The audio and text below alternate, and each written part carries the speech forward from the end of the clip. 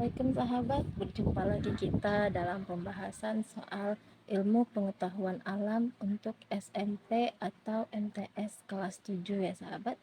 Baik, kali ini kita akan membahas latihan soal akhir bab di halaman 62. Kita langsung masuk ke soal nomor 1. Materi adalah sesuatu yang memiliki titik-titik. A. Massa, B. Volume, C. Sifat, D. Massa dan volume.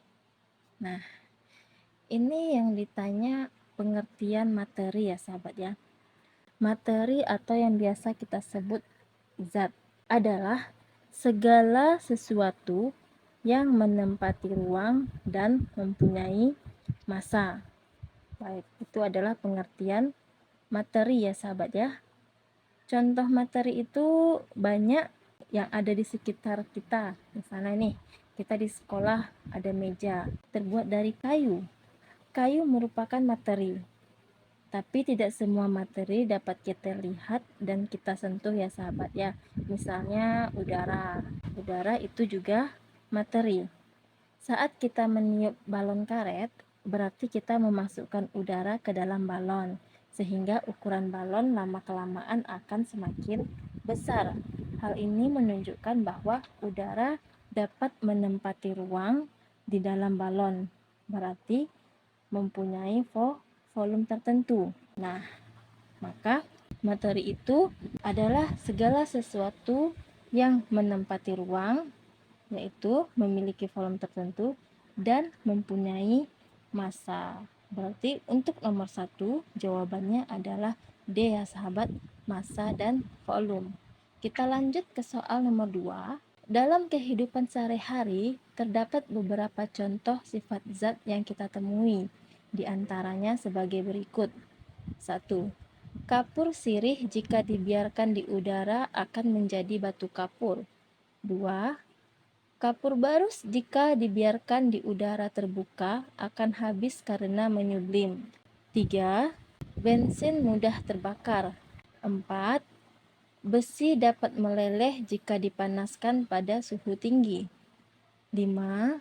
Air kapur jernih jika ditiup akan menjadi keruh. 6. Garam dapur akan larut jika dimasukkan ke dalam air. Di antara sifat-sifat zat tersebut, yang merupakan sifat fisika ditunjukkan oleh nomor. Oke, ini yang ditanya sifat fisika ya sahabat ya. Suatu zat memiliki sifat fisika dan sifat kimia. Nah, apa perbedaannya? Sifat fisika itu dapat digunakan untuk menjelaskan penampilan sebuah benda. Berarti fisik dari benda tersebut ya sahabat. Sifat-sifat yang tergolong dari sifat fisika diantaranya warna, bau, rasa, massa jenis atau kerapatan, titik beku, titik didih, titik lebur, daya hantar panas atau arus listrik, kemagnetan, kelarutan, dan kekerasan. Itu semua fisik dari zat tersebut ya sahabat ya, berarti masuk ke dalam sifat fisika. Kalau sifat kimia, itu adalah sifat yang menunjukkan kemampuan suatu zat untuk melakukan reaksi kimia atau sifat yang menyatakan interaksi antar zat. Sifat-sifat yang tergolong sifat kimia diantaranya mudah atau tidaknya suatu zat terbakar, kereaktifan suatu zat, kestabilan suatu zat tersebut, dan perkaratan atau korosi. Itu adalah sifat kimia. Pada soal nomor 2 ini yang ditanya adalah sifat fisika. Baik, kita lihat satu-satu ya sahabat ya. Untuk pernyataan nomor 1, kapur sirih jika dibiarkan di udara akan menjadi batu kapur. Nah, kapur sirih ini senyawa kimianya adalah CaOH 2 kali ya sahabat ya. Jika dibiarkan di udara, maka ia akan bereaksi dengan CO2. Itu akan menghasilkan CaCO3 dalam bentuk endapan, yaitu batu kapur. Maka untuk pernyataan nomor 1 itu adalah sifat kimia. Kita lanjut ke pernyataan nomor 2. Kapur barus jika dibiarkan di udara terbuka akan habis karena menyublim. Nah, kapur barus mengalami sublimasi, berarti mengalami perubahan wujud zat.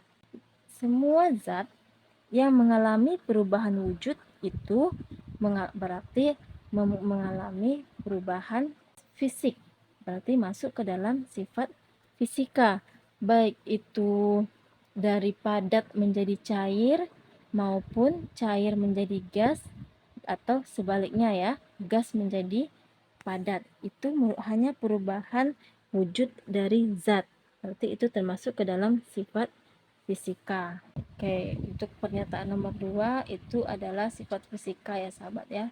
Pernyataan nomor 3, bensin mudah terbakar. Nah, tadi ciri-ciri dari sifat zat yang mudah terbakar itu masuk ke dalam sifat kimia ya sahabat. Oke, kita lanjut ke pernyataan nomor 4. Besi dapat meleleh jika dipanaskan pada suhu tinggi. Nah, berarti ini juga masuk ke dalam sifat fisika ya sahabat ya. Nomor 5. Air kapur jernih jika ditiup akan menjadi keruh. Nah, bila air kapur bereaksi dengan CO2 ya, maka akan terbentuk butiran kapur. Bila butiran kapur masih bercampur, maka air kapur terlihat menjadi keruh. Berarti ini adalah sifat kimia ya sahabat. Kemudian kita lanjut ke pernyataan nomor 6. Garam dapur akan larut jika dimasukkan ke dalam air. Nah, ini adalah sifat fisika ya sahabat. Tadi kelarutan masuk ke dalam sifat fisika. Berarti sudah dapat kita pastikan untuk jawaban nomor 2 ini adalah C ya sahabat. 2, 4, dan 6. Kita lanjut ke soal nomor 3. Sifat zat berikut yang termasuk sifat fisika adalah A. Mudah atau tidaknya terbakar, B. Kestabilan, C. Kerapatan, D. Kereaktifan. Nah, tadi sudah kita bahas di soal nomor 2. Sifat-sifat yang tergolong ke dalam sifat kimia diantaranya mudah atau tidaknya suatu zat terbakar, kestabilan, kereaktifan, dan perkaratan. Berarti jawabannya adalah C ya sahabat ya, kerapatan. Kita lanjut ke soal nomor 4. Perhatikan penggunaan sifat-sifat zat dalam kehidupan sehari-hari berikut. 1. Logam aluminium banyak digunakan sebagai perkakas dapur karena tidak mudah mengalami korosi. 2. LPG digunakan untuk memasak karena mudah terbakar. 3. Balon udara diisi dengan gas helium karena memiliki massa yang ringan. 4. Kabel listrik terbuat dari tembaga karena memiliki daya hantar yang baik. Pasangan bahan di atas yang memanfaatkan sifat fisika dan kimia berturut-turut adalah nomor. Berarti fisika dan kimia yang ditanya ya sahabat ya. Kita lihat pernyataannya satu-satu. Nomor 1.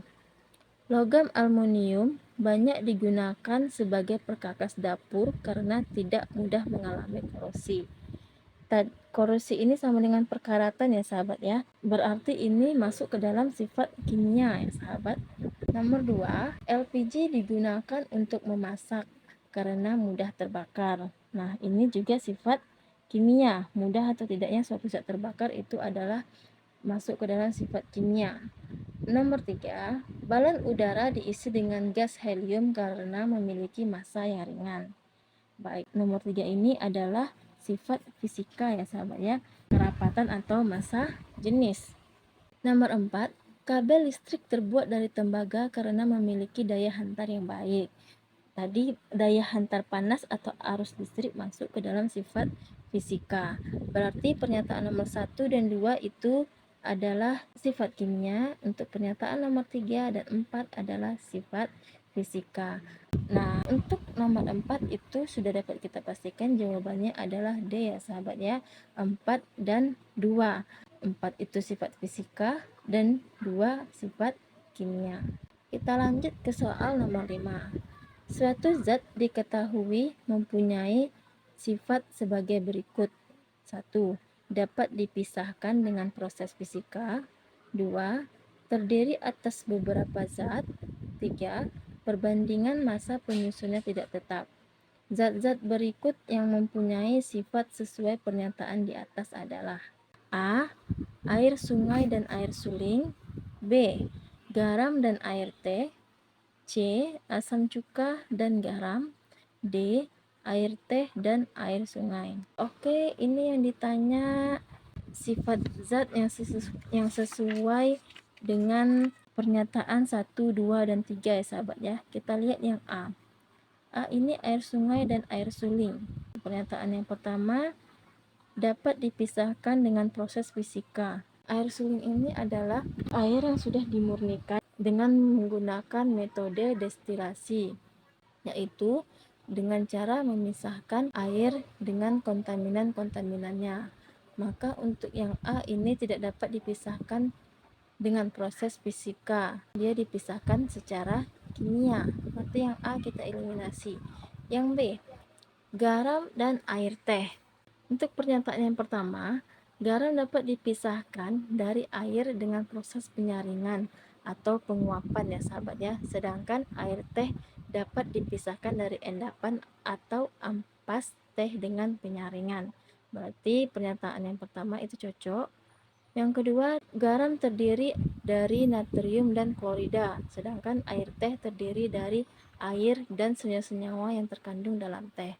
Berarti untuk pernyataan yang kedua itu juga cocok ya sahabat ya. Nomor 3, perbandingan massa natrium dan klorida di dalam garam tidak selalu tetap. Demikian juga dengan senyawa-senyawa yang terkandung dalam teh. Berarti dengan nomor 3 itu juga cocok ya sahabat ya. Baik, sudah bisa kita kunci. Untuk nomor 5 itu jawabannya adalah B ya sahabat ya. Oke sahabat, cukup sekian dulu pada part kali ini. Kita lanjut pada part selanjutnya. Terima kasih, sampai jumpa kembali sahabat.